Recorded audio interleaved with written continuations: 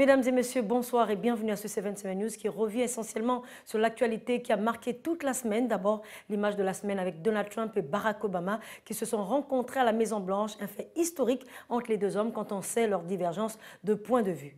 En politique, cette semaine aura été riche avec deux faits principaux. D'abord, au Gabon, avec la déclaration de politique générale du chef du gouvernement gabonais, Emmanuel Issozé Ngondé, qui s'est plié à cette exigence républicaine devant l'Assemblée nationale de manière claire et structurée, et cela conformément à l'article 28A de la Constitution gabonaise. Ensuite, en République démocratique du Congo, les membres du Conseil de sécurité des Nations unies exigent aux plus hautes autorités congolaises de respecter les lois. Les diplomates les ont donc appelés au respect du droit de manifester, mais également au rétablissement du signal de Radio France Internationale.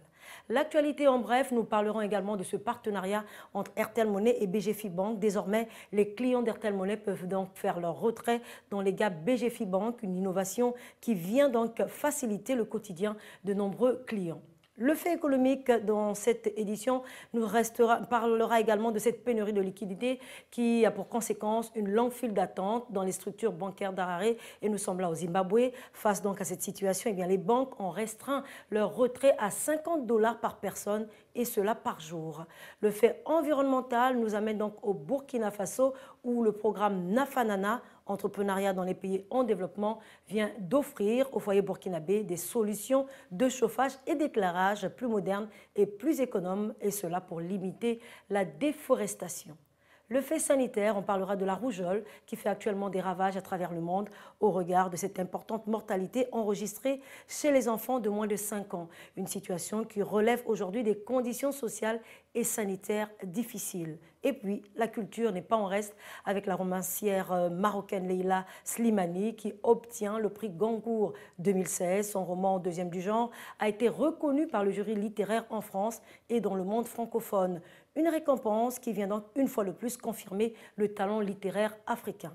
Voilà ainsi présentée la quintessence de ce 77 News qui vous sera donc développé avec tous les membres de la rédaction de Canal 7. Je vous retrouve juste après cette transition.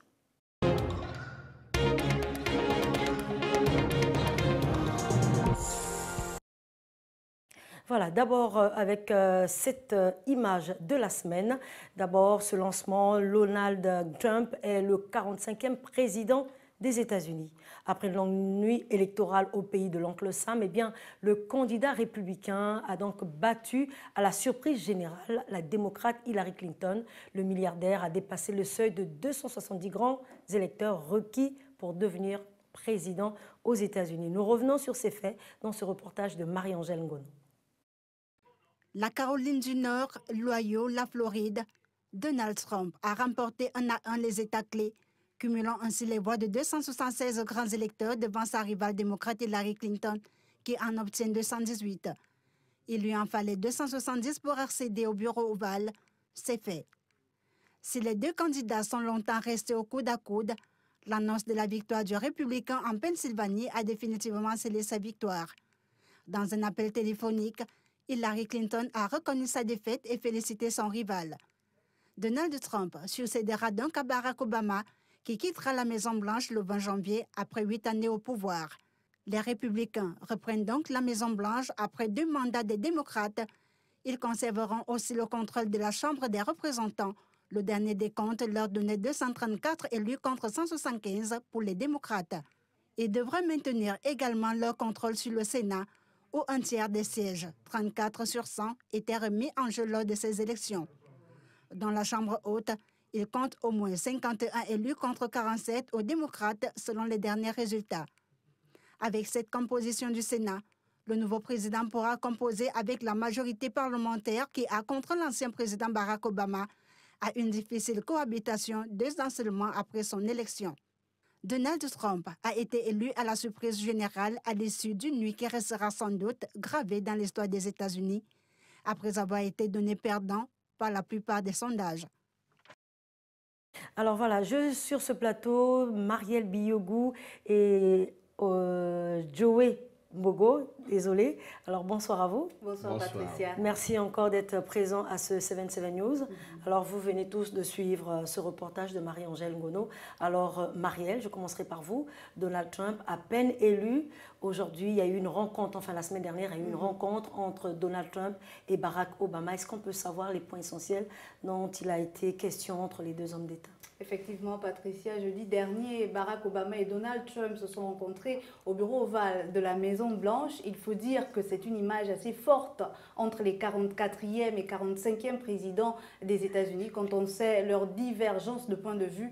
Alors, durant plus d'une heure d'horloge, Patricia, les deux hommes d'État ont abordé des questions relatives à la politique intérieure et extérieure des États-Unis. Pour avoir une meilleure idée de cet échange, il serait souhaitable de revenir un peu sur les principaux points défendu par Trump durant sa campagne en matière notamment de sécurité avec la lutte contre le terrorisme. Comme point phare, l'ancien candidat républicain propose d'autoriser la torture pour dissuader les candidats au djihad. L'homme d'affaires veut désormais limiter l'interdiction du territoire américain aux ressortissants des États des nations terroristes, tout en réclamant une extrême vigilance pour les musulmans souhaitant se rendre aux États-Unis. Le camp démocrate estimait quant à lui, durant la campagne, qu'une telle mesure nuirait aux relations américaines avec le monde musulman et ne ferait qu'alimenter la capacité de recrutement de l'État islamique. Sur l'immigration, retenons que Trump, avait proposé aux alliés des États-Unis, à l'OTAN notamment, de concentrer leur action sur les flots migratoires et pas sur l'expansion de la Russie. L'édification d'un mur de plus de 1500 km le long de la frontière mexicaine financée entièrement par le Mexique est l'un des points marquants. On se souviendra, Patricia, de la politique sur l'immigration proposée par Donald Trump. De leur côté, les démocrates auraient voulu lancer une vaste réforme de l'immigration avec notamment la régularisation des immigrants sans papier à condition qu'ils n'aient pas commis de crimes violents. Alors en termes de politique intérieure, parce qu'il a également été question de cela lors de cet échange entre Barack Obama et Donald Trump, le gros de la campagne s'est fait autour de la question du port d'armes. Il vous souviendra qu'en plein cœur de cette campagne américaine, il y avait eu la fusillade d'Orlando qui, soit dit en passant, a été la plus meurtrière de l'histoire du pays avec 49 morts, tandis que côté républicain, on soutient le port d'armes avec cette forte déclaration de Donald Trump, et je vais le citer: « Je vais mettre fin aux zones sans armes dans les écoles et dans les bases militaires dès mon premier jour. » Ce sera signé. Côté démocrate,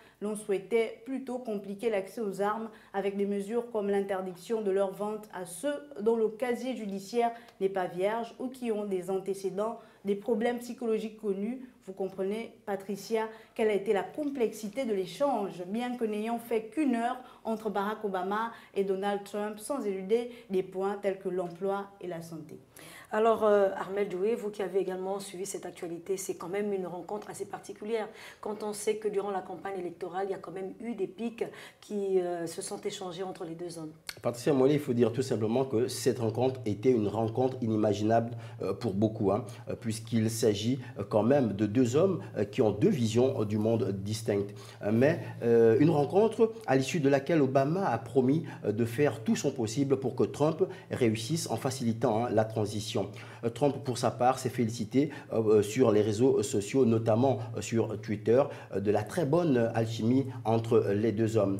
Mais vous savez, Patricia, pour mieux comprendre l'étonnement de plus d'un observateur de la vie politique américaine par rapport à cette rencontre, il convient de revenir sur quelques moments de la campagne. L'on se souvient qu'Obama a plusieurs fois affirmé durant la campagne que Trump était une menace pour la démocratie américaine, et je vais à l'exemple de Marielle Biogo le citer. Il a dit « Notre démocratie l'exige, nous ne pouvons pas nous permettre d'élire ce type, ce n'est pas possible, ce n'est pas possible ». Fin de citation. Mais selon ses proches collaborateurs, le président sortant ne peut qu'accepter le résultat des urnes.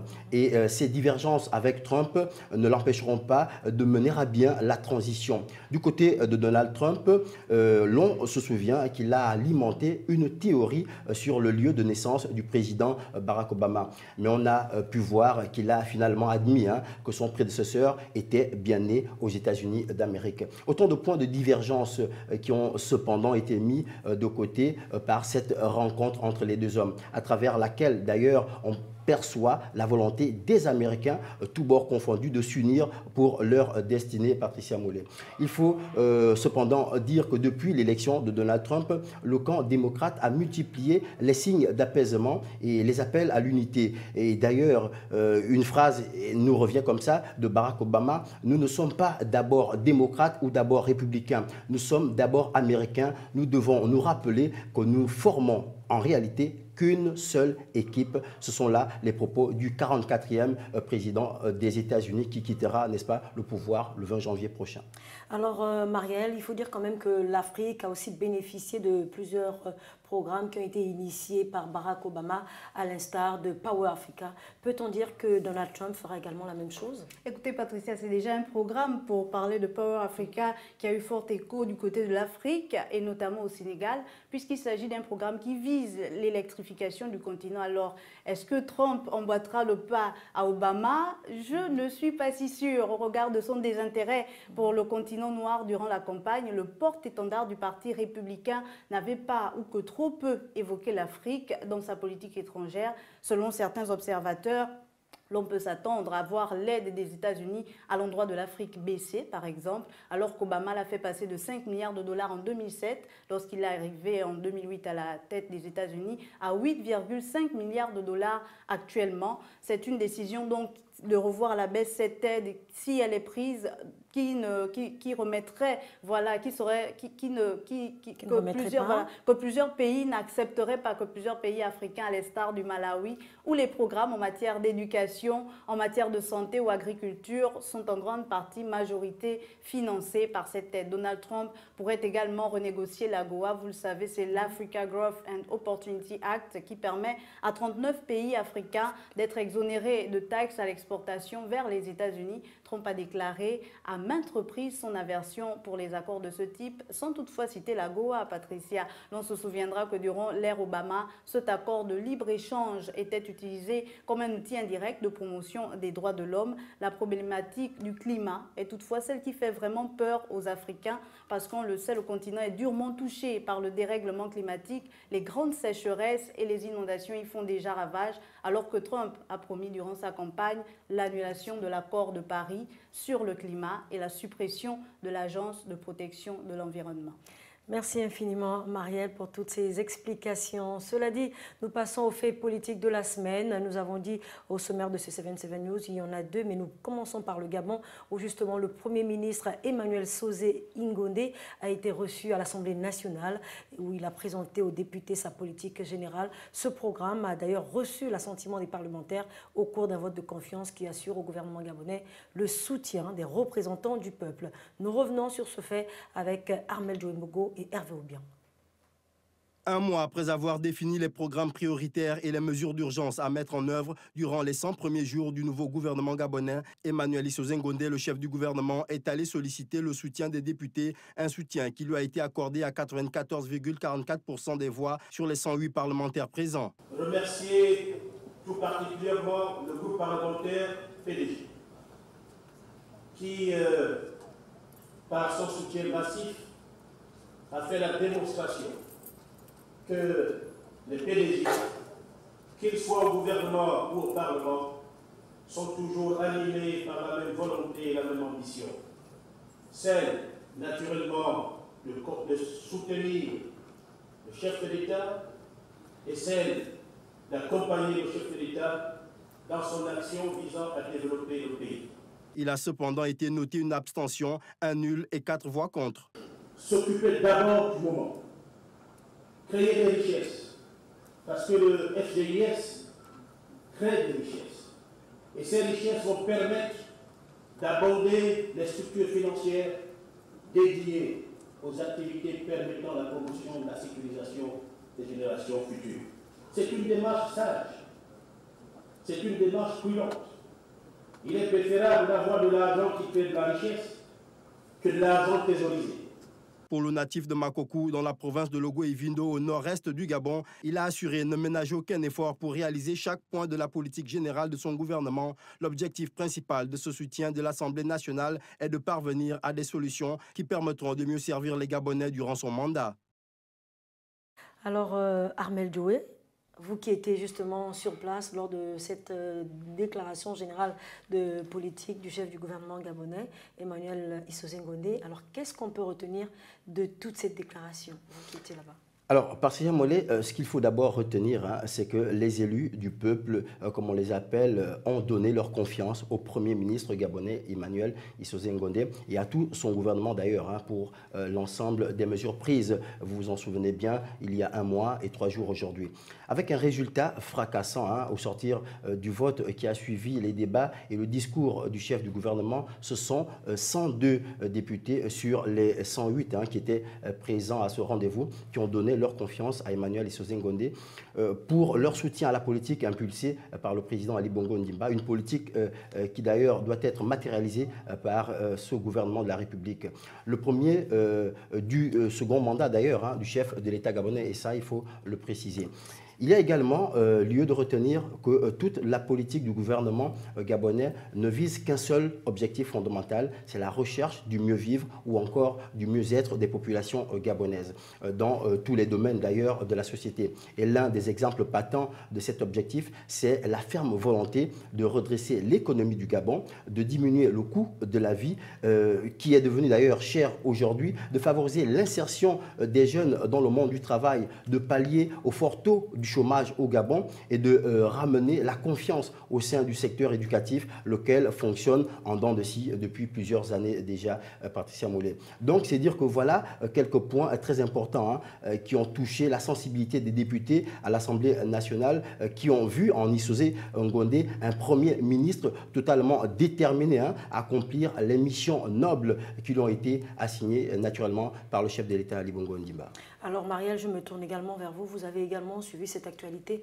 Parmi ces points que Joey vient d'évoquer, est-ce qu'on peut savoir ceux qui devront rapidement être appliqués par le gouvernement? Écoutez Patricia, il ne faut peut-être pas voir les choses sur cet angle-là, mais comme l'avait annoncé le Premier ministre lors du lancement de ces mesures urgentes prises par son gouvernement, mention avait bien été faite que chaque ministre s'attellera à mener à bien les orientations qui lui ont été attribuées. Et de ce fait, il revient à chaque membre du gouvernement Issoze-Ngondé de bien structurer les attentes des Gabonais par rapport à son département ministériel et de relayer la politique à mettre en place comme cela a été bien défini par le président de la République gabonaise. Toutefois, au regard des points dont nous avons parlé tantôt, il est important de savoir qu'à l'heure où les ressources minières montrent des signes d'incertitude dans l'accroissement de l'économie et donc de la création de l'emploi au Gabon, il sonne plus qu'urgent de tourner les aiguilles vers les domaines tels que l'agriculture, le tourisme, l'écotourisme. Bien entendu, Patricia, de par cette approche, le gouvernement ne renonce pas à la production des ressources pétrolières et à la production des ressources connexes. Et si le Gabon veut sortir des maux qui minent sa vie dans tous les domaines et devenir un pôle d'excellence sur le continent africain, il va falloir gagner des batailles dans les secteurs comme l'emploi, qui est au cœur même des mesures du gouvernement gabonais. Les inégalités sociales et le dialogue social sont également, Patricia, des préalables nécessaires au bon fonctionnement de la société. La santé a aussi été revue, on l'a vu avec la CNAMGS qui n'est pas en reste, notamment avec la couverture de l'assurance maladie. À ce niveau, le Premier ministre souhaite voir dans les prochaines années une transition du secteur informel au secteur formel. Emmanuel Issoze-Ngondé, l'image du président Ali Bongo Ondimba est revenue sur la place de la jeunesse dans la société même gabonaise.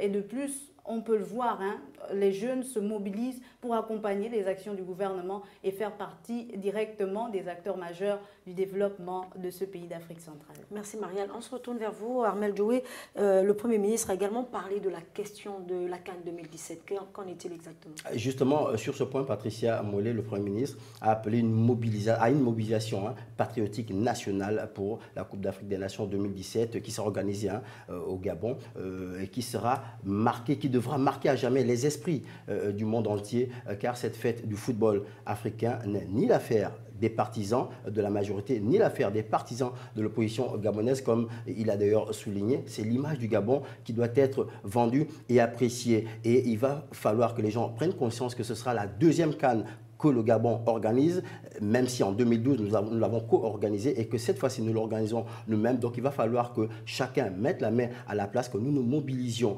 tous, que les Gabonais se mobilisent tous pour que cette fête soit belle et que l'image du Gabon dans tous les secteurs d'activité soit naturellement vendue. Vous avez sûrement vu cela dans les réseaux sociaux. Il y a des ministres effectivement qui ont opéré certaines activités pour la continuité dans la formation de ces jeunes qui vont devoir accueillir ces imminentes personnalités qui vont arriver sur nos terres. Donc cela aussi contribue effectivement à l'efficacité de la bonne organisation de la Coupe d'Afrique des Nations. Donc ce message également à l'endroit des populations gabonaises doit être véritablement apprécié, véritablement appréhendé et ne pas le jeter pour, comme si on pouvait penser que c'est l'affaire d'une tierce personne. Non, c'est l'affaire de l'ensemble des Gabonais. Il faut que tous les Gabonais appréhendent le concept de la CAN Total 2017. Certes, c'est l'affaire de tous les Gabonais. Le Premier ministre a également évoqué la question du dialogue national. Qu'en est-il exactement ?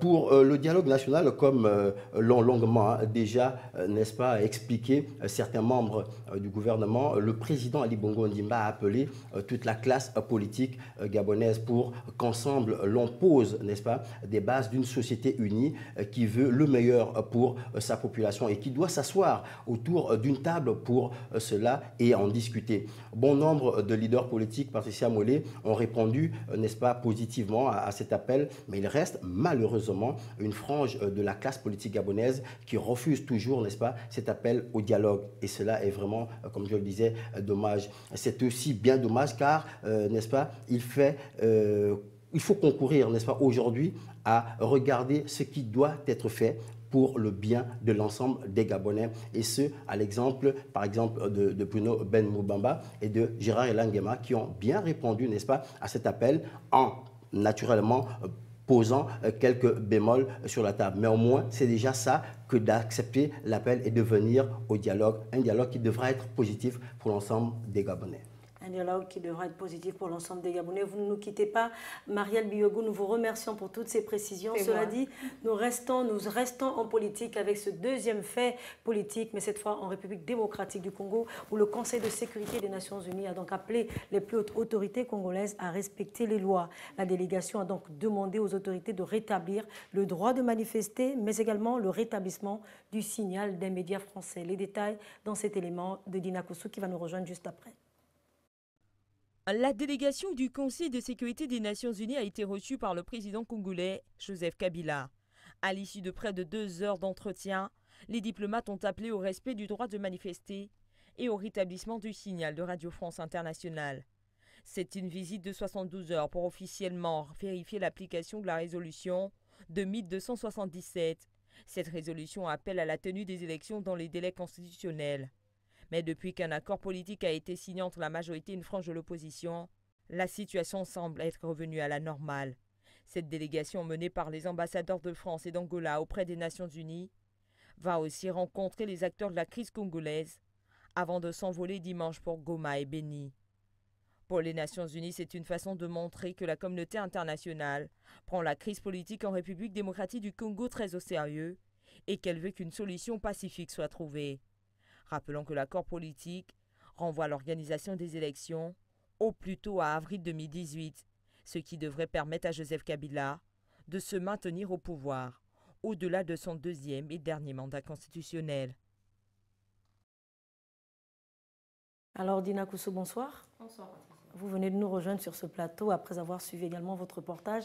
Alors, on l'annonçait depuis quelque temps qu'une délégation du Conseil de sécurité de l'ONU séjournait actuellement en République démocratique du Congo. En effet, Patricia, il faut le signaler, la délégation du Conseil de sécurité des Nations Unies est arrivée le vendredi soir à Kinshasa. Elle a été par la suite reçue le samedi matin par le Premier ministre, puis par le président congolais Joseph Kabila. À l'issue de près de 2 heures d'entretien, comme je le rappelais dans ce reportage, avec le chef de l'exécutif congolais, les diplomates ont appelé au respect du droit de manifester et au rétablissement du signal de Radio France Internationale qui est coupé depuis près d'une semaine pour être plus précise. Ce qui a été donc annoncé, c'est une visite de 72 heures pour officiellement vérifier l'application de la résolution 2277. Je vous rappelle, sur ce plateau, cette résolution exige la tenue des élections dans des délais constitutionnels, mais il y a désormais dans cette histoire la signature d'un accord entre la majorité et une frange de l'opposition durant le dialogue national.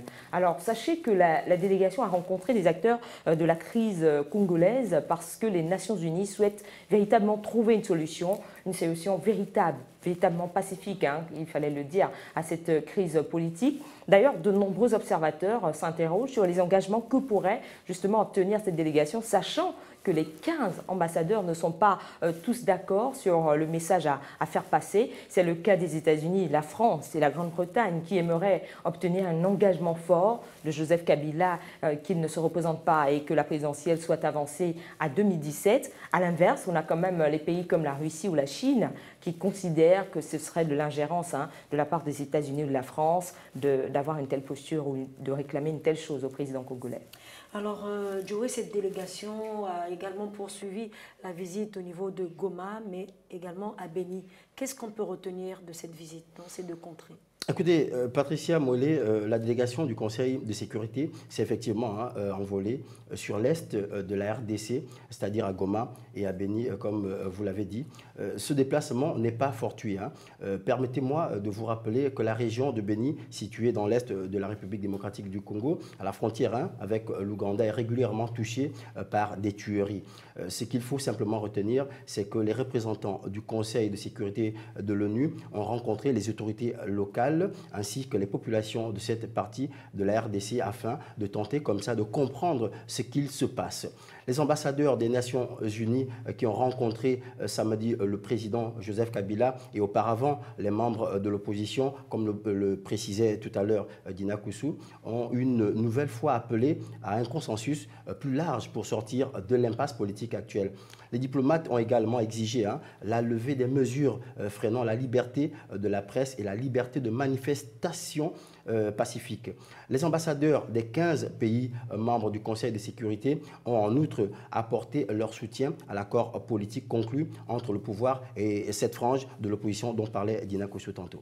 Alors Dina, on parle également du rôle qu'a joué l'Église catholique dans cette crise congolaise. Qu'en est-il exactement? Alors ce que vous devez savoir, c'est que l'Église catholique a initié une série de consultations qu'elle poursuit toujours, même si certains analystes se demandent jusqu'à quand cela va durer. À cette question, très franchement, personne véritablement ne saurait apporter une réponse certaine puisque ces évêques ont eu l'aval du président congolais Joseph Kabila pour tenter de rapprocher les points de vue. Et cela malgré la signature d'un accord politique entre la majorité et une frange de l'opposition qui a accepté de dialoguer. Il faut encore le rappeler. Bref, Patricia, depuis une dizaine de jours, la conférence épiscopale rencontre toutes les parties et tente justement de faire la synthèse pour éviter une crise majeure dans ce pays, notamment la RDC. Parmi les personnalités qui ont été rencontrées par cette conférence épiscopale, il y a quand même le président de l'Assemblée nationale congolaise, l'ancien président, Vital Kamerhe, pour ce dernier qui était d'ailleurs co-modérateur de l'opposition au dialogue national. Cette mission, donc la mission continuée ou poursuivie par l'Église catholique, doit prendre fin, puisque l'accord a quand même été trouvé lors du dialogue national et cet accord doit être appliqué selon Vital Kamerhe. Pendant ce temps, voilà, il y a quand même Fidel Babala du mouvement de la libération du Congo qui estime que les évêques doivent poursuivre leur mission. Et pourtant, il faut le souligner, Patricia, sa plateforme, le Front pour le respect de la Constitution lancée il y a disons 2 semaines environ, n'est pas signataire, parce qu'il fallait le préciser, de l'accord, ni aligné sur les positions du Rassemblement. Cette structure, donc le Front pour le respect de la Constitution, souhaite le départ du président Kabila le 19 décembre prochain et le respect notamment de l'ordre constitutionnel. Merci Dina, le temps pour nous de remercier Armel Joey Bogo. Merci encore. Merci. Avant de passer juste sur Judith Kondo, nous avons cette brève de la semaine avec cette conférence de presse qui s'est tenue ce week-end dans la salle de conférence de l'immeuble de Business Square à Libreville au Gabon pour sceller notamment le partenariat entre Airtel Money et BGFI Bank au grand bonheur des clients. Désormais, ces derniers peuvent faire des retraits dans les GAB BGFI Bank, comme nous le dit ici Judith Kondo. Désormais, les clients d'Airtel Money peuvent faire des retraits dans les GAB BGFI Bank. Pour satisfaire au mieux ces clients, Airtel Money et BGFI Bank s'associent en leur permettant aujourd'hui d'effectuer des retraits sans carte bancaire dans tous les réseaux des guichets automatiques BGFI Bank. Lancé en mars 2012, Airtel Money est à ce jour le premier service de paiement mobile au Gabon. Airtel Money compte plus de 680 000 heureux abonnés enregistrés. Heureux parce que ce service leur permet de sécuriser leur argent, de soutenir les proches en transférant de l'argent, mais également, il permet d'effectuer des paiements en toute sécurité et instantanément auprès des commerces accepteurs. Pour le directeur général de BGFI Bank, ce nouveau produit est une valeur ajoutée. Nous avons résolu aujourd'hui le problème de retirer son argent. Mais que faisons-nous lorsque nous avons 50, 100 000 francs sur nous pour pouvoir le mettre sur notre portefeuille électronique de façon à avoir de l'argent dessus pour acheter le EDAM? Ce qui est en train d'arriver dans les semaines qui suivent, c'est la possibilité de pouvoir déposer cet argent en espèces dans un distributeur automatique de billets qui rentre directement sur le portefeuille d'Airtel Money. Un signal fort pour le partenariat qui vient d'être scellé entre Airtel Money et BGFI Bank, une innovation remarquable qui facilite désormais le quotidien des clients. Judith Kondo, bonsoir. Bonsoir, Patricia. Bienvenue encore sur ce plateau. Merci. Alors, on vient de suivre dans votre reportage, Airtel Money et BGFI Bank viennent de lancer un nouveau partenariat, notamment ce nouveau produit, ce nouveau concept. Qu'est-ce qu'il en est exactement?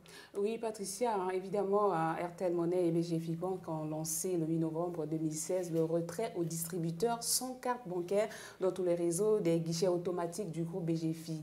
Alors, disons que c'est une solution retrait sans carte bancaire, et ce qui signifie que désormais, les abonnés Airtel Money pourront retirer de l'argent sur les automates BGFI Bank sans carte bancaire, grâce à la mutualisation de l'ingéniosité et de l'innovation technologique des deux entreprises leaders, chacun dans son domaine. Alors Patricia, selon les initiateurs du projet, le service e-retrait Airtel Money dans les guichets automatiques BGFI Bank est une garantie de cash pour les usagers, mais également une sécurité renforcée au cours des transactions. Aujourd'hui, avec ce produit, Airtel Money permet à tous ses clients de retirer son argent à n'importe quel moment, à n'importe quelle heure, Patricia, sans être obligé de se présenter devant une personne. Alors, comment ce produit fonctionne, ce service, je voulais dire?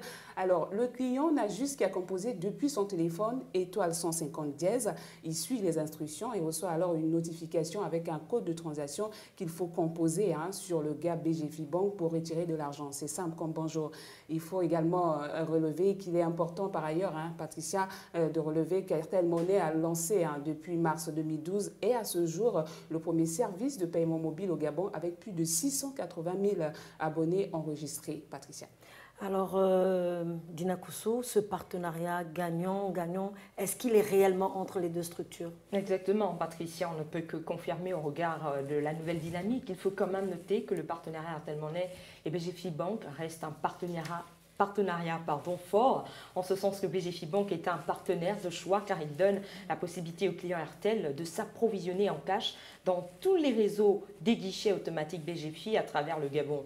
Et il faut dire aussi que c'est un réseau de distribution permanent, pertinent aussi et proche des clients. Ce partenariat vient donc simplifier davantage la vie des clients Airtel Money et également permettre à BGFI d'avoir de la liquidité en permanence. Merci Dina Koussou d'avoir participé à cette émission C27 News. Le temps pour nous de revoir avec Judith Kondo ce fait économique qui a donc marqué la semaine, notamment au Zimbabwe, à Harare, les files d'attente devant les banques qui s'allongent avec les pénuries de liquidités qui également s'aggravent. Le gouvernement s'apprête aujourd'hui à émettre des billets d'obligation pour enrayer la crise de liquidité, une annonce qui ne rassure pas du tout la population zimbabwéenne. Judith Kondo.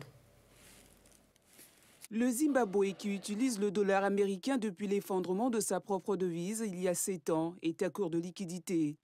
Et les banques ont restreint les retraits à $50 par personne par jour. Conséquence, devant les banques, des dizaines de personnes attendent pour retirer de l'argent. L'annonce de l'introduction de billets d'obligation d'ici la fin du mois de novembre n'a fait qu'accentuer la crise. Les Zimbabwéens se souviennent du crash de leur devise nationale, explique l'analyste Vince Muzewe. Il a déclaré, je cite, « Les gens veulent retirer un maximum d'argent maintenant avant que les billets d'obligation ne soient mis en circulation, car ils craignent de ne pas pouvoir récupérer leur argent après. Ils ont peur que le gouvernement fasse tourner la planche à billets comme en 2008. S'ils impriment trop de billets d'obligation, la valeur du dollar augmentera Et pour avoir $1, il faudra payer 10 billets d'obligation au lieu d'avoir une parité 11. Fin de citation. Pour Moussevé, l'introduction de notes d'obligation n'est qu'une solution temporaire au manque de liquidité. Le fond du problème est que le pays qui ne produit quasiment plus rien est obligé de tout importer et de payer en dollars. Ils sont nombreux, ces Zimbabwéens, à redouter l'introduction par le gouvernement de ces billets d'obligation, mais le gouverneur de la Banque centrale, John Magoudia, a rassuré que ce ne sont que des mesures de court terme, en ajoutant que le long terme, c'est de s'assurer que les investisseurs s'intéressent à leur économie. Alors, Judith Kwendo, on vient de suivre ce reportage. Est-ce qu'il manque réellement de la liquidité au niveau des banques zimbabwéennes?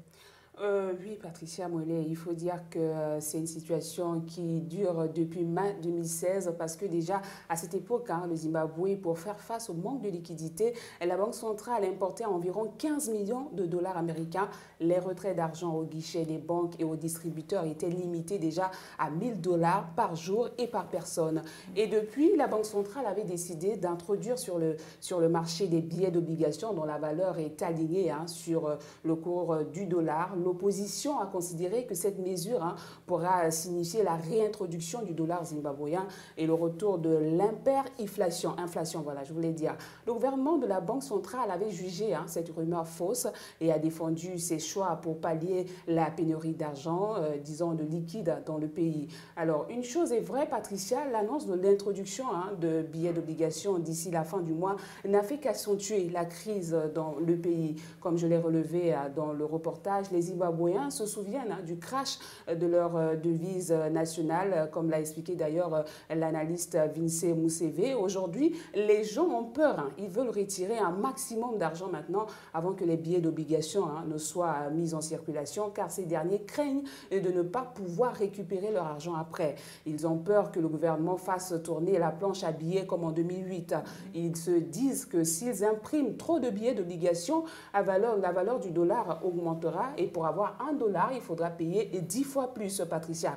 Donc, nous voyons bien que le Zimbabwe est loin de sortir de cette affaire de manque de liquidité et il faudra bien que le gouvernement, que les autorités zimbabwéennes trouvent une autre stratégie, voilà, je voulais dire, pour sortir, Patricia, de cette impasse. Donc, énormément de choses comme ça qui font en sorte qu'aujourd'hui, les Zimbabwéens font face à cette situation de manque de liquidité au niveau du pays, Patricia. Alors, Judith, vous parlez de ces billets d'obligation. Alors, ces billets, comment seront-ils présentés? Oui, Patricia, c'est une très bonne question. Disons que ces billets d'obligation seront d'abord utilisés pour les achats au Zimbabwe et donc se présenteront sous forme de coupures de 5, de 2, de 10 et de 20. Les coupures seront financées à hauteur de 200 millions de dollars par la banque panafricaine Afreximbank, qui est une banque africaine d'import-export, et seront imprimées en Europe. Et comme je le disais à l'entame de mes propos, depuis l'annonce de l'introduction de ces billets, beaucoup de Zimbabwéennes, beaucoup de la population zimbabwéenne craignent que cette mesure signifie une réintroduction de la monnaie zimbabwéenne. Le gouvernement de la Banque centrale du Zimbabwe, John Magoudia, a insisté d'ailleurs sur les fondamentaux de cette mesure. Pour lui, il s'agit juste, Patricia, d'une mesure pour juguler les flux illicites qui quittent le pays. Mais plusieurs experts sont sceptiques par rapport à cette mesure. Pour eux, cette mesure, c'est une mesure dangereuse. Ils estiment que cette mesure, si ça perdure, on pourra revenir sur l'affaire de l'inflation au niveau du pays. Alors, rappelons d'ailleurs qu'en janvier 2008, le taux d'inflation avait atteint plus de 100 000% et le pays avait imprimé des trillions de dollars zimbabwéens. Maintenant, des milliers de personnes font à nouveau la queue, comme nous l'avons vu dans le reportage, devant les banques pour avoir un peu d'argent et faire face à leurs dépenses quotidiennes. Patricia. Alors, Marie-Angèle, vous avez aussi suivi cette actualité. Est-ce que vous pensez que, bonsoir d'ailleurs, vous qui nous rejoignez, c'est la moindre des choses.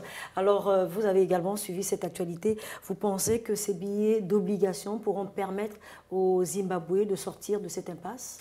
Patricia, nous voyons bien de prime abord déjà que l'introduction de ces billets d'obligation commence déjà à poser des problèmes à la population zimbabwéenne. D'abord, la limitation à 100 $ par jour et par personne la semaine dernière, comme le disait Judith. Et il y a également l'opposition qui considère que cette mesure pourrait signifier la réintroduction du dollar zimbabwéen et le retour de l'hyperinflation. Et même si le gouverneur essaie donc de se défendre par rapport à tous ces griefs qui lui sont portés. Mais il faut dire que plusieurs experts sont également sceptiques quant à cette introduction. Comme le disait également Judith, ils considèrent que cette mesure est très dangereuse. Donc, Patricia, autant de choses qui font en sorte que l'on reste sur nos gardes par rapport à la réussite de cette nouvelle mesure de réintroduction des devises.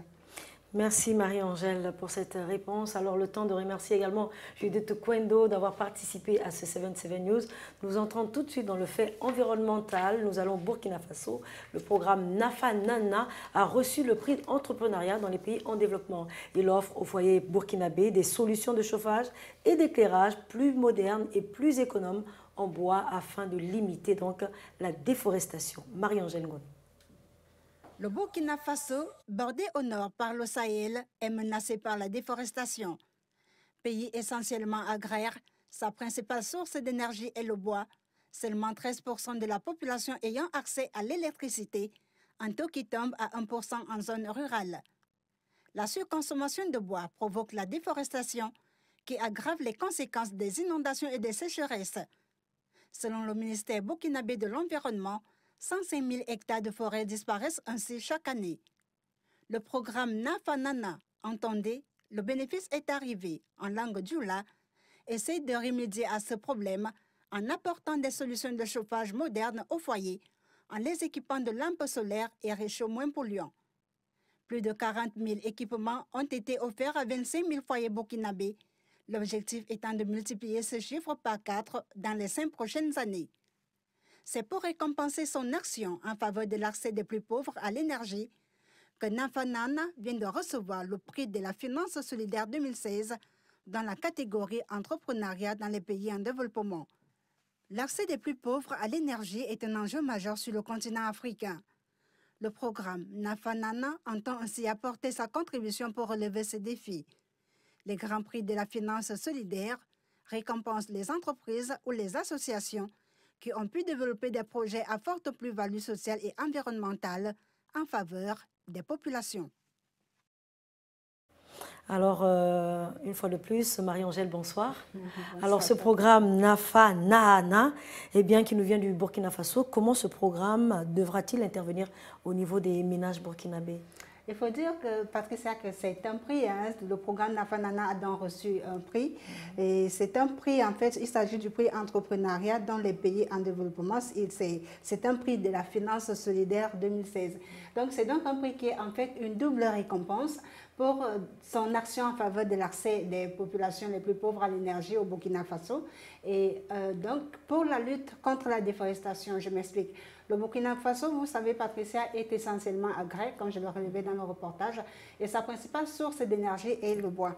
Et donc, la surconsommation de bois provoque la déforestation qui, elle, aggrave les conséquences des inondations et des sécheresses. D'ailleurs, selon le ministère burkinabé de l'Environnement, 105 000 hectares de forêt disparaissent chaque année parce que les Burkinabés utilisent beaucoup le bois.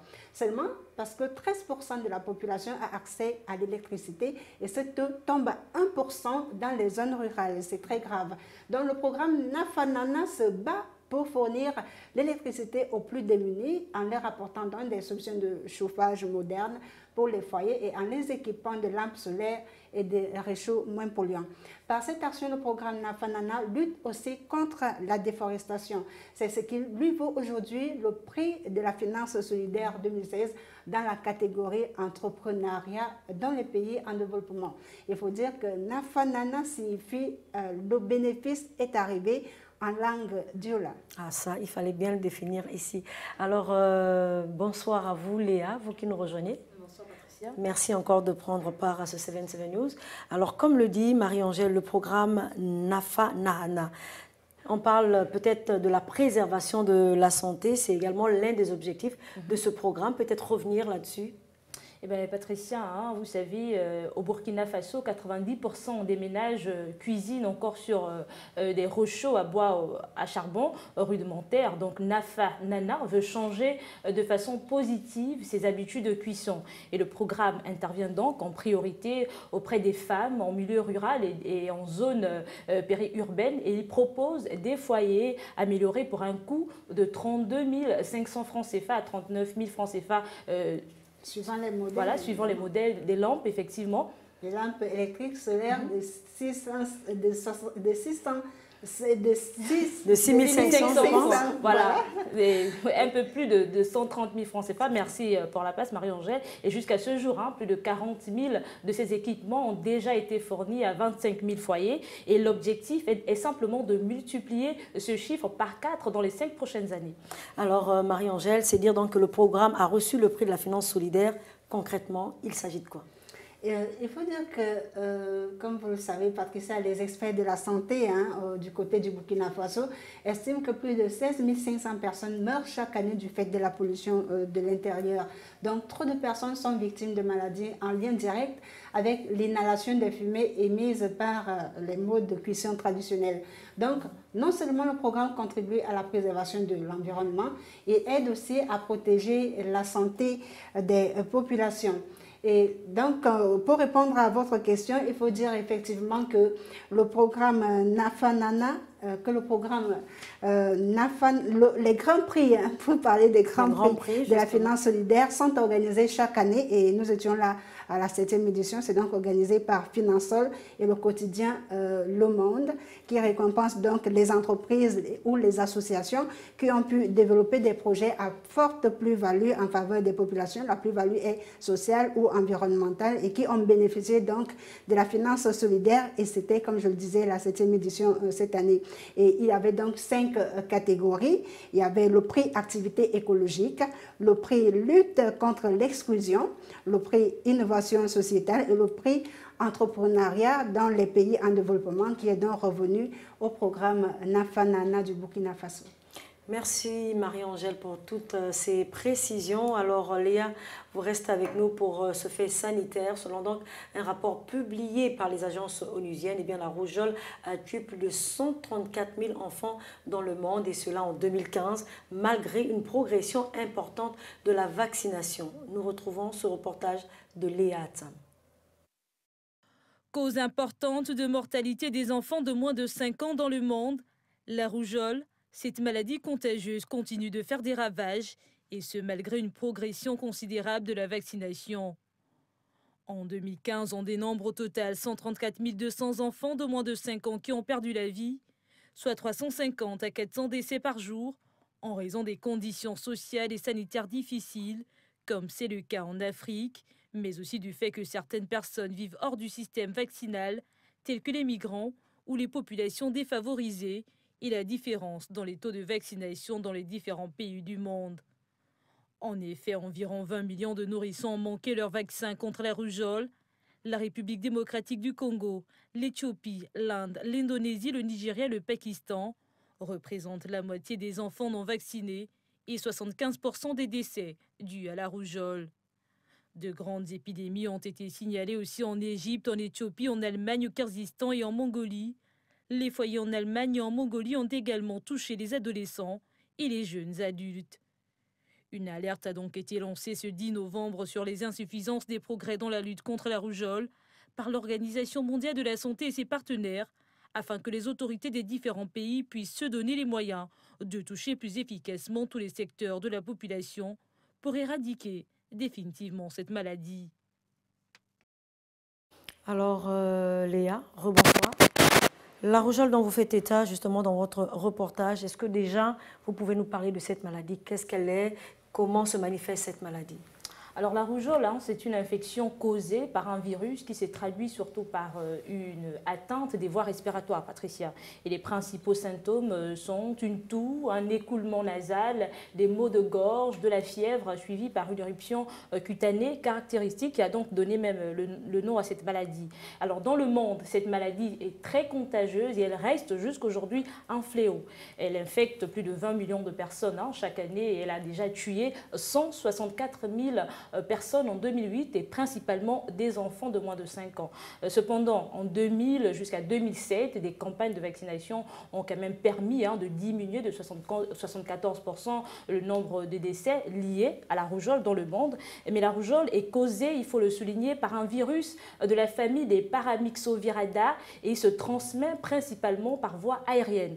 Lorsqu'une personne, par exemple, atteinte, tousse ou bien postillonne ou encore éternue. Et plus rarement, le virus peut aussi être transmis par des objets contaminés tels que des jouets, des mouchoirs, des poignées des portes, etc.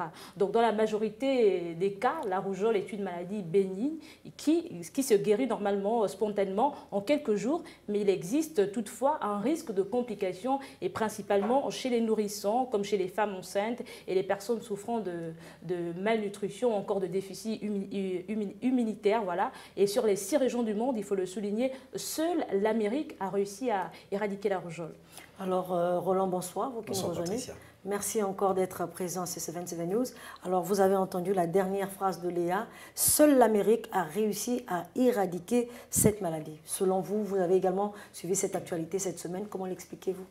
Alors, il faut dire, Patricia, que c'est la première région du monde à réaliser cette avancée sanitaire et cela fait 20 ans déjà, en 1994, pour être précis. Les pays du continent américain s'étaient engagés à mettre fin à la rougeole. Comment?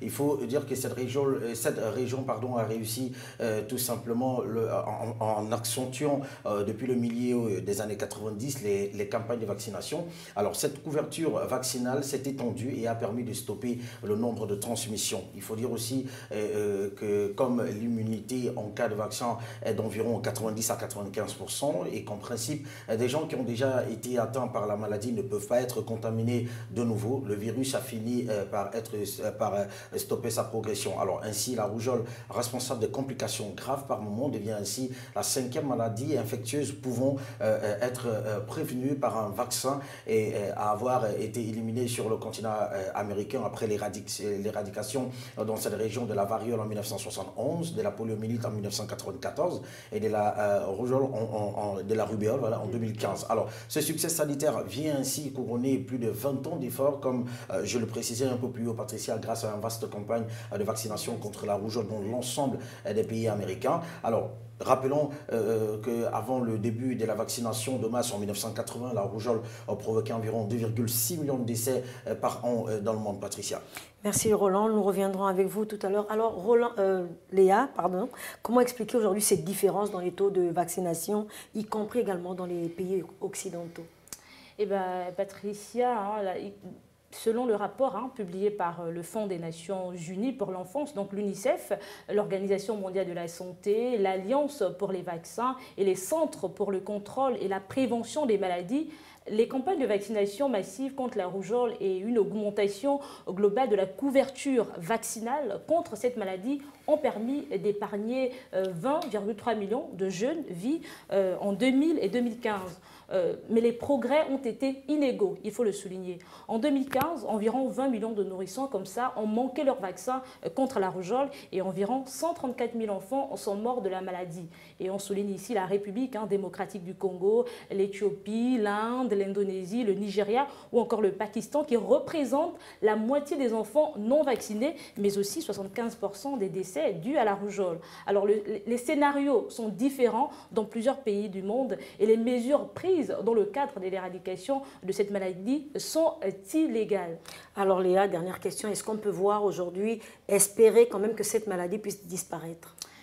Effectivement, on pourrait effectivement espérer voir cette maladie, donc la rougeole, disparaître, mais il faudrait accentuer les campagnes de vaccination, mais surtout, en ce qui concerne le continent africain, améliorer vraiment les systèmes sanitaires qui sont défaillants.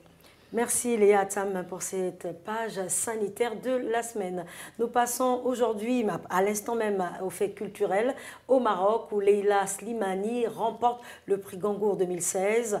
Alors ce prix a donc été attribué à la chanson douce de la romancière marocaine Leila Slimani. Ce deuxième roman a été désigné dès le premier tour par le jury de ce grand prix littéraire en France, mais également dans le monde francophone par 6 voix sur 10, une récompense qui vient d'ailleurs une fois de plus confirmer le talent littéraire africain. Roland Diaco. Déjà un succès de librairie, le roman de l'écrivaine de 35 ans raconte l'histoire de Myriam, mère de 2 jeunes enfants qui décide, malgré les réticences de son mari, de reprendre son activité au sein d'un cabinet d'avocats. Le couple se met alors à la recherche d'une nounou. Après un casting sévère, ils engagent Louise, qui conquiert très vite l'affection des enfants et occupe progressivement une place centrale dans le foyer. Peu à peu, le piège de la dépendance mutuelle va se refermer jusqu'au drame. À travers la description précise du jeune couple et celle du personnage fascinant et mystérieux de la nounou, c'est notre époque qui se révèle avec sa conception de l'amour et de l'éducation, des rapports de domination et d'argent, des préjugés de classe ou de culture. Leila Slimani décortique avec subtilité l'ambiguïté des sentiments, ce cocktail explosif de haine, d'envie et d'affection qui unit la nourrice à ses patrons. Au-delà du caractère hors norme du fait divers, elle ausculte la société contemporaine dans ses contradictions. Née en 1981 à Rabat, Leila, journaliste passée par la Cagne et Sciences Po, avait déjà été fort remarquée l'an passé pour son ouvrage Dans le jardin de l'ogre, toujours chez Gallimard, qui mettait en scène une bourgeoisie nymphomane. Depuis l'obtention de ce grand prix littéraire en France et dans le monde francophone, les félicitations affluent de par le monde, y compris celle de Sa Majesté le roi Mohamed VI, qui a récemment adressé un message à Leila Slimani. Si elle constitue un honneur pour vous et pour la femme marocaine, cette distinction est tout aussi une illustration de ce que recèle notre communauté marocaine résidant à l'étranger en capacité et compétences qui ont fait preuve d'excellence et se sont distinguées dans de nombreux domaines. Cette consécration est sans doute le meilleur encouragement pour la romancière marocaine de poursuivre son œuvre. Alors, Roland Diaco, une fois de plus, bonsoir. Bonsoir, Patricia. Eh bien, l'écrivaine franco-marocaine lauréate du Goncourt 2016. Oui. C'est quand même une première. Bon, une première peut-être en matière de femmes, mais il faut préciser que c'est la 12e femme en 113 ans.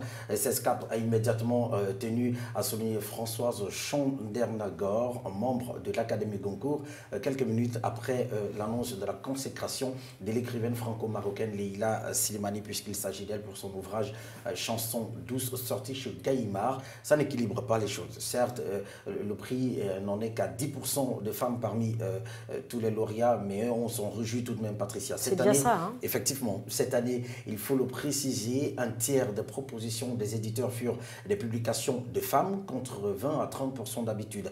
Bernard Pivot, qui préside le Goncourt depuis 2014, a décrit ce choix comme s'inscrivant dans la tradition du prix de récompenser les nouveaux auteurs en célébrant une jeune femme de 35 ans, dont c'est seulement le 2e livre. Le premier roman de Leila Slimani, Dans le jardin de l'ogre, avait déjà concouru en 2014 pour le prix de Flore, mais n'avait finalement pas été choisi par le jury.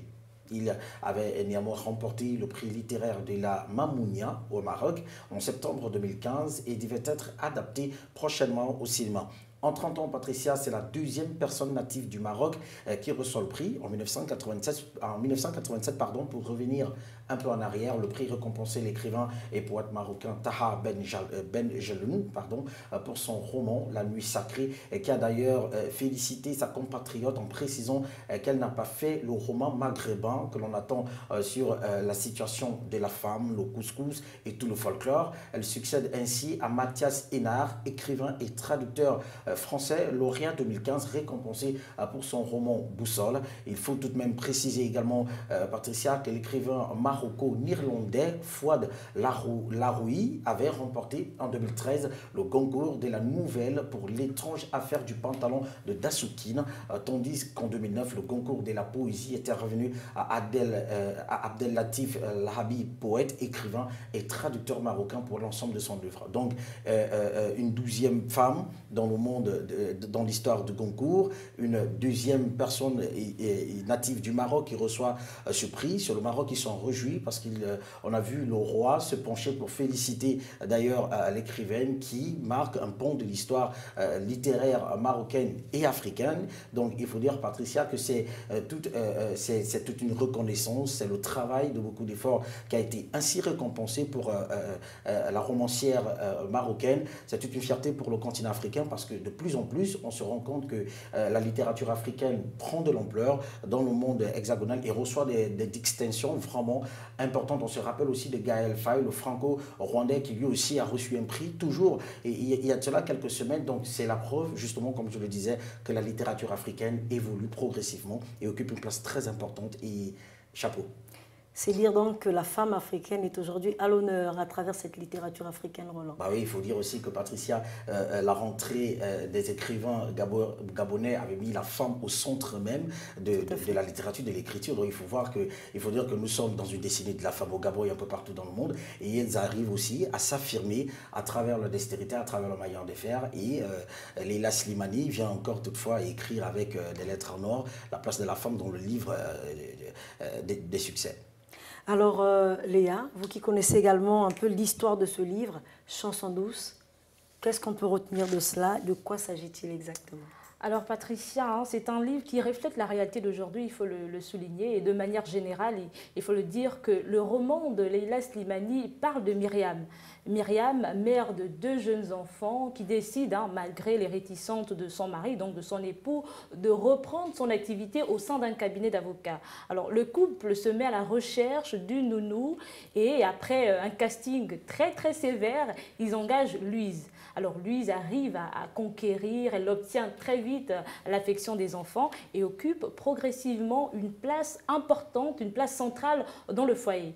Peu à peu, le piège de la dépendance mutuelle va se refermer et jusqu'au drame. Donc il faut dire qu'à travers la description précise du jeune couple et celle du personnage fascinant et mystérieux de la nounou qui est Myriam dans le roman, c'est notre époque, Patricia, qui se révèle, ce soit en Afrique ou en Occident, avec sa conception de l'amour, mais également de l'éducation, mais aussi des rapports de domination et d'argent, des préjugés, des classes, mais également de culture. Alors le style sec et touchant de Leila Slimani, ou perçant des éclats de poésie ténébreux, instaure dès les premières pages un suspense envoûtant. Je vous le conseille en tout cas, car pour les férus de la littérature africaine saupoudrée des vécus occidentaux, c'est un régal, Patricia. Merci encore Léa. C'est vrai que vous parlez de ce rôle que peut jouer la nounou dans nos cultures africaines, dans nos familles, Roland. C'est ce qu'on voit un peu en Afrique, dans notre société. Bah oui, Léa l'a pourtant précisé, Patricia, c'est une histoire qui reflète les réalités africaines et occidentales, parce qu'il faut voir qu'aujourd'hui, dans certains pays, ou encore dans des pays africains où on est un tout petit peu moderne, on voit la femme qui est parfois concentrée sur son travail, on voit le mari ou encore le monsieur qui est aussi concentré dans son travail. Tous deux carriéristes d'ailleurs. Effectivement, du coup, c'est la nounou qui reçoit l'affection totale et globale des enfants. Et d'ici là, c'est la mère qui n'arrive plus à contrôler les enfants à la maison, parce que parfois, il va falloir qu'on puisse prendre les mots de manière terre à terre pour permettre aux téléspectateurs de comprendre l'histoire qui est bien racontée dans le livre de Leila Slimani, parce qu'à un moment donné, quand on se rend compte que l'enfant, la maman peut dire à un enfant, par exemple, il faut aller se coucher. C'est la nana, c'est l'enfant qui va dire non, j'ai plutôt besoin que la nounou m'amène au lit. Donc du coup, la maman ne comprend pas qu'est-ce qui se passe exactement. Et il faut voir que le fait de laisser les nounous s'installer de manière effective et de manière globale dans une famille, c'est un danger, parce que cette proximité, effectivement, en fait, cette proximité entre l'enfant et la nounou fait en sorte que la maman des enfants perd un peu d'une manière ou d'une autre l'affection de ses enfants, parce que les enfants sont ces êtres-là qui s'accrochent rapidement à des personnes constantes auprès d'eux. Effectivement. Donc il faut dire que le livre de Leila Slimani, qui remporte aujourd'hui le Goncourt 2016, mérite bien son prix. Mérite bien son prix parce que, comme l'a dit d'ailleurs son compatriote, on s'attendait peut-être à un livre maghrébin sur la culture, sur le couscous, sur tout ce qui peut tourner dans le monde arabe et tout, alors qu'elle est sortie de ce contexte-là pour écrire quelque chose qui rapproche l'Africain et qui rapproche aussi l'Occident. Donc on voit qu'il y a justement un mélange de culture africaine saupoudrée, comme l'a dit tantôt Léa, du vécu occidental dans ce livre-là. Donc Leila Slimani reflète l'histoire africaine. Et il faut dire qu'à un moment donné, pour ces férus de la littérature africaine, d'ailleurs que Léa a conseillé, à qui Léa a conseillé le livre Chanson douce, il faut dire que ces personnes qui liront ce livre-là, ou bien qui ont déjà eu à feuilleter les pages de Chanson douce et de Leila Slimani, ces personnes vont comprendre que c'est une histoire peut-être qu'elle a vécue ou qu'elle n'a pas vécue. Mais bon, qu'importe, c'est une histoire tout de même vraie qu'on rencontre dans les familles, dans notre société. Sur 10 familles, on voit qu'il y a peut-être 4 ou 5 familles qui ont souffert justement de l'affection que les enfants donnent à une nounou que de donner aux véritables parents. Donc c'est une histoire vraie, c'est une histoire très passionnante et c'est un véritable régal, comme l'a dit Léa. Alors Roland, dernière question, il faut quand même dire qu'il y a aussi une critique qui est faite pour les œuvres d'art, qu'importe justement le secteur. Bah oui, parce qu'en fait, les critiques d'art, ils sont là, ils n'attendent que ça. Pour la production des films, il y a des critiques de cinéma. Pour la production de la peinture, il y a des critiques de peinture, d'art contemporain et tout ça. Et il faut dire aussi que le roman de Leila Slimani, en tout cas, l'histoire qui est racontée est une pure illustration de ce que certaines familles, même sur le continent, connaissent. Ce que nous venions de dire, Patricia. S'il faut parler du roman, le roman, il s'ouvre sur un cri affreux, celui d'une mère. Une mère qui perd un peu l'affection de ses enfants. Alors, la narratrice ne nous prend pas en traître en révélant dès le premier chapitre l'assassinat de deux enfants et la tentative de suicide de leur nourrice qui n'a pas su mourir d'ailleurs. Revenons un peu en arrière si vous le permettez, Patricia. Allez-y. Après la naissance de deux enfants de Paul et Myriam, parce qu'en fait ce sont des personnages... Le premier ou le deuxième? Non, les deux enfants, parce qu'en fait ces enfants sont de Paul et de Myriam. La jeune femme souhaite travailler et se met en quête de la nounou parfaite. D'où on parle justement d'un casting sévère. Et quand Louise apparaît, Louise la nounou, avec son visage comme une mère paisible, elle sait qu'elle l'a trouvé. Alors, la fée au logis s'installe donc dans l'appartement et comble les fantasmes des familles idéales, enfants calmes et bien peignés, ménage tenu, au cordeau, dîner préparé. Au fil des mois, Louise apprivoise chacun et se rend indispensable. Évidemment. Des discrètes notes discordantes se font pourtant entendre. L'étrange impassibilité de Louise et sa solitude, la course éperdue de Myriam écartelée entre amour maternel et désir de réussite. Derrière les apparences se cachent alors les préjugés, les différences sociales et l'implacable délire d'une femme qui, peu à peu, Patricia, ferme la trappe qu'elle a creusée. Chanson douce n'est pas un thriller, pourtant plutôt une fable tragique, comme dans son premier roman, Dans le jardin de l'ogre, sorti en 2014, dont on en parlait un peu plus haut. Leila Slimani exclut toute sentimentalité. Elle nous tient en haleine, maîtrisant cette chanson douce d'ailleurs, qu'elle glisse inéluctablement de la cantine pour bien dormir à l'âpre description des scènes de crime. Donc vous voyez, Patricia, que Leila Slimani a mis tout ou presque dans ce livre-là, permettant aux familles, à des personnes qui sont à la quête des nounous et qui en même temps veulent réussir et veulent voir les enfants se trouver entre de bonnes mains. Ces bonnes mains peut-être aussi peuvent être des dangers pour nous les parents, et surtout peut-être, bon, on peut dire que l'homme il n'est pas constamment à la maison, donc c'est par moments qu'on voit que les enfants voient souvent leur papa, peut-être avant d'aller au coucher, peut-être avant d'aller à l'école, peut-être avant de prendre le déjeuner. Bref, la maman elle souffre beaucoup plus parce que c'est celle qui elle aimerait dès qu'elle arrive à la maison, qu'elle entend crier « Maman, maman ». Mais quand c'est le contraire, et qu'on entend parler peut-être de Louise, qui est la nounou, ben, ça devient un véritable problème. Donc, du coup, Leila Slimani, son livre, quand je le dis, je sens que ça va donner de l'envie. On souhaiterait même que ça suscite de l'envie chez les férus de la littérature africaine, d'aller chercher ce livre, Chanson douce, pour comprendre exactement c'est quoi la vision, c'est quoi le message que Leila Slimani veut glisser comme ça à travers son livre. Donc vous voyez qu'il y a toute une originalité, tout un vécu occidental, avec beaucoup plus de nos techniques. Vous êtes humain, Patricia? Justement, Roland, justement, c'est comme dire aujourd'hui, est-ce que c'est bien d'avoir une nounou ou pas, avec toute cette description que vous faites? Il faut dire, Patricia, que nous sommes dans un monde moderne. Et ça va très vite. Un monde moderne, ça va très vite.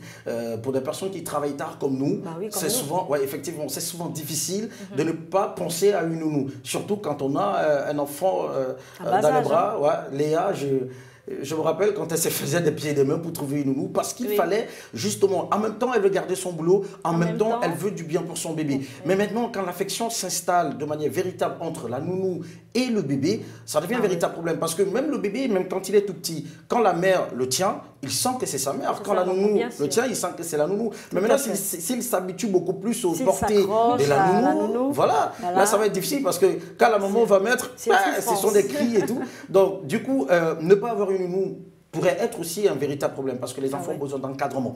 Et avoir une nounou, ne pas laisser trop que l'affection ou encore l'amour s'installe dans un foyer. Raison pour laquelle on a souvent l'habitude de donner des conseils pour des psychologues à des familles qui vont souvent rencontrer ces personnes, de ne pas laisser trop durer la présence d'une nounou dans une maison. Donc, changer peut-être une nounou après quelques mois, je ne sais pas, pour que l'enfant ne s'habitue pas. La dépendance. Effectivement, parce que c'est un véritable problème, Patricia, parce que à entendre, à lire Leila Slimani et comprendre, effectivement, et comprendre que la femme, elle souffre dans sa chair en tant que mère, mais en même temps, femme d'affaires, elle veut conserver son boulot parce que dans le monde aujourd'hui, on ne peut pas vivre seulement d'un seul salaire qui vient d'un côté, notamment de l'homme.